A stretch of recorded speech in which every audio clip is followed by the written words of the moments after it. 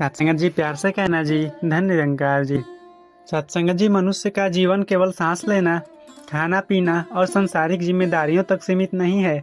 इस जीवन का वास्तविक उद्देश्य है आत्मा और परमात्मा का मिलन।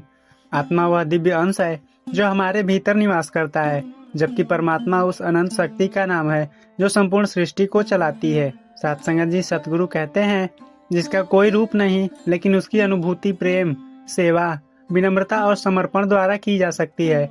जब आत्मा अपने अहंकार, क्रोध, लालच और मोह को त्याग देती है, तब उसका परमात्मा से मिलन संभव होता है। सत्संगत जी, आत्मा शरीर नहीं है, आत्मा मन नहीं है, आत्मा विचार नहीं है। आत्मा उस चेतना का नाम है जो शरीर को चलाती है। शरीर नश्वर है, लेकिन आत्मा अमर है। शरीर बूढ़ा होता है, बीमार होता है, लेकिन आत्मा सदा शुद्ध और पवित्र रहती है। संत फरमाते हैं कि आत्मा परमात्मा की ही एक चिंगारी है। जैसे समुद्र की एक बूंद में भी पूरा समुद्र होने की संभावना होती है, वैसे ही हर आत्मा में परमात्मा का अंश विद्यमान है।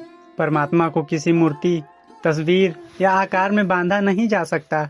वह निराकार, निरपेक्ष और सर्वव्यापी है। वह मंदिर में भी है, वह मस्जिद में भी है, और वह चर्च में भी है, और हर उस हृदय में है जहाँ प्रेम है। तभी तो निरंकारी मिशन कहता है, ईश्वर एक है और हम सभी उसी की संतान हैं। आत्मा और परमात्मा का मिलन आसान नहीं होता, क्योंकि इन दोनों के बीच कुछ बड़ी दीवारें खड़ी होती हैं। अहंकार, मैं श्रेष्ठ हूँ, क्रोध, छोटी छोटी बातों पर गुस्सा, लालच, अधिक पाने की अनंत इच्छा, मोह, रिश्तों और वस्तुओं में अत्यधिक आसक्ति, ईर्ष्या, दूसरों की खुशियों से जलना। जब तक ये बाधाएं मन में रहती हैं, आत्मा परमात्मा तक नहीं पहुँच पाती।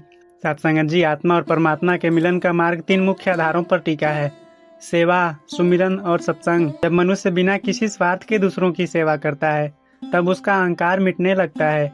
सेवा उसे मैं से हम की ओर ले जाती है। सुमिरन, नाम का स्मरण, ध्यान और मनन से आत्मा शुद्ध होती है।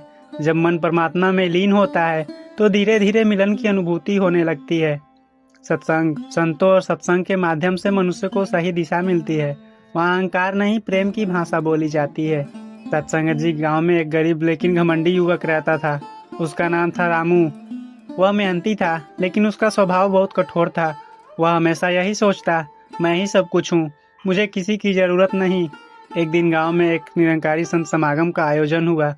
रामू वहां गया, लेकिन केवल देखने के लिए। उसे कोई भक्ति में रुचि नहीं थी। सत्संग में किसी संत ने कहा, जिस दिन अहंकार टूटेगा, उसी दिन आत्मा और परमात्मा का मिलन होगा। ये शब्द रामू के दिल में घर कर गए, लेकिन उसका अहंकार अभी जीवित था। कुछ दिनों बाद गांव में बहुत बड़ी बाढ़ आई। रामू का घर भी पानी में बह गया। अब उसके पास कुछ नहीं बचा, वह टूट चुका था। उसी समय एक निरंकारी सेवादार उसके पास आया और बोला, हम आपके साथ हैं, आप घबराना मत। रामू रो पड़ा। पहली बार उसके दिल में कृतज्ञता का भाव पैदा हुआ।